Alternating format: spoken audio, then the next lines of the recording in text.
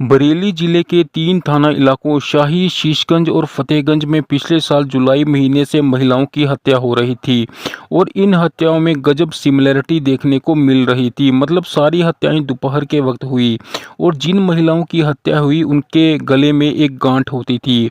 कातिल जिन महिलाओं की हत्या करता था उनकी उम्र 40 से 70 के बीच में थी। वह उन महिलाओं की हत्या करता जो अकेली होती थी।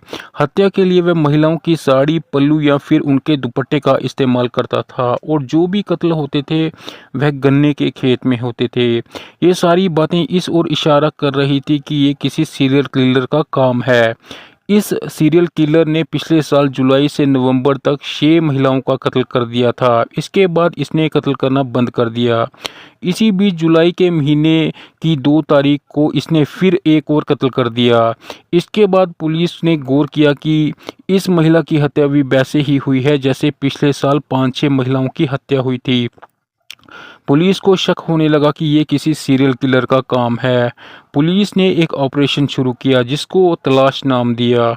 पुलिस ने मुखबिर से मिली जानकारी और संदिग्ध हरकतों को देखते हुए 35 साल के कुलदीप नाम के एक शख्स को गिरफ्तार किया, जिसने महिलाओं की हत्या की बात को कबूल कर लिया। सीरियल किलर को नशे की लत थी और इसकी निजी जिंदगी में काफ़ी उथल-पुथल मची हुई थी। इसकी मां की मौत के बाद सौतेली मां इसको बहुत तंग करती थी और कुलदीप की पत्नी भी कुलदीप को छोड़ के चली गई थी।